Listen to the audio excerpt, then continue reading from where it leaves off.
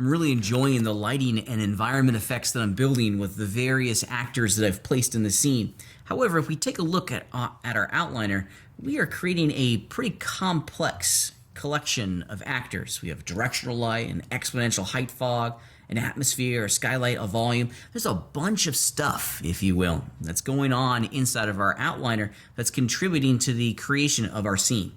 We can work a little bit more efficiently if we begin to add a new actor into the mix, which is called a blueprint. Now, a blueprint is really nothing more than an actor that is a collection of a whole series of components. Let me show you what I'm talking about here. If I was to go into my skylight, for example, I want you to look in the details section because we can begin to see how this hierarchy of information is unfolding in front of us. We have the skylight, and then attached to that object or that actor is a component. The component's actually doing all the heavy lifting. If you were to make a comparison back to Blender, the skylight is the object, and then these are all the properties of the object, all of those object level properties. This component is really where we find all the parameters. If we travel a little bit south inside of our details panel, you can start to see this relationship unfold in front of us. If I grab the actor, the skylight actor itself, we get a whole bunch of actor level objects, but the heavy lifting where all of this information down here is being generated, it's being generated by the component itself.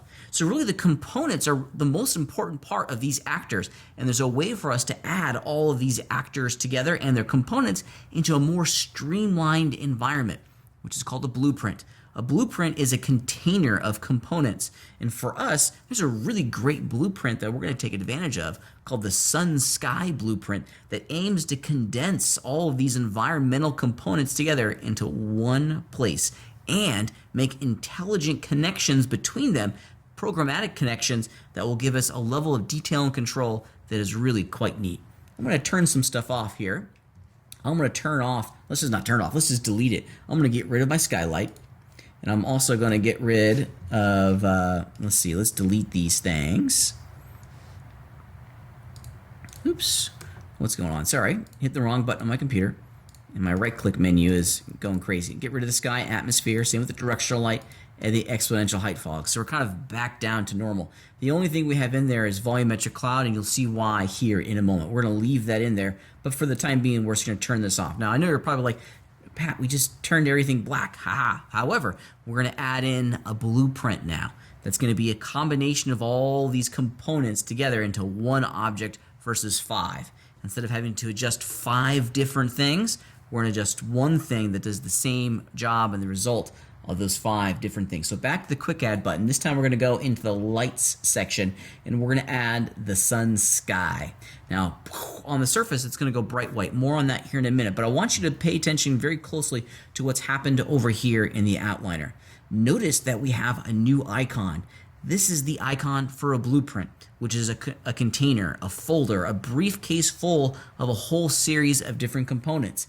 Downstairs, you can see all the components that are available in this blueprint itself.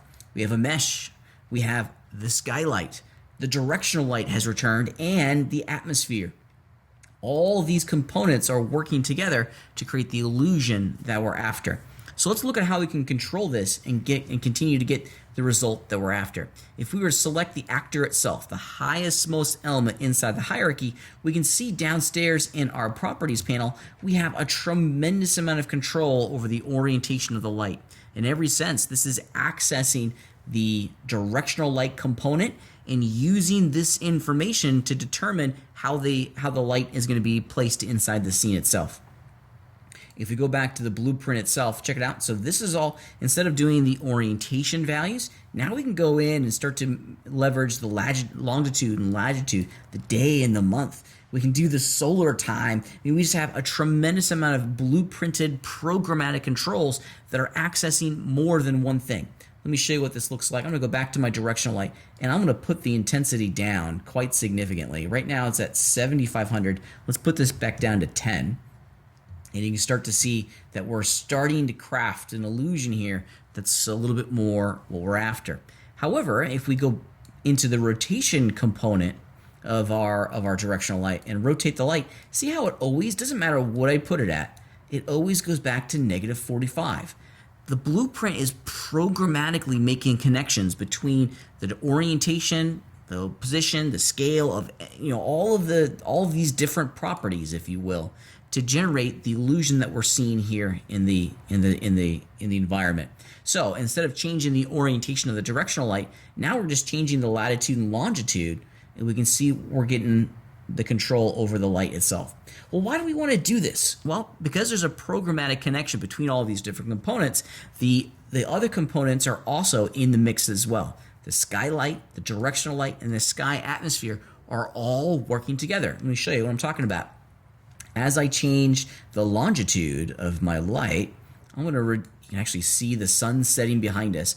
Look at the color of the background gradient. It's also changing.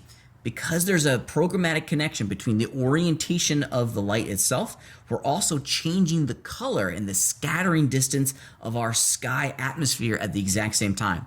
Instead of having to change multiple different parameters or multiple different components and actors, we're changing one thing that's having a ripple effect to everything that's programmatically connected to it. As I change my longitude, now we're creating this cool sunset approach, or sunset effect, which is neat. The sky has scattered the light differently, exactly as it would out here in the real world. I just find this quite wonderful. This is an easy way for us to instantly go in and make complex connections across different actors thanks to making these blueprints. Now, we're going to be creating blueprints going forward, but I wanted to introduce the idea that they're really a collection of different actors and components that are all been connected to each other to create a complex interface or a complex result with a very simple interface, all thanks to the power of working with blueprints.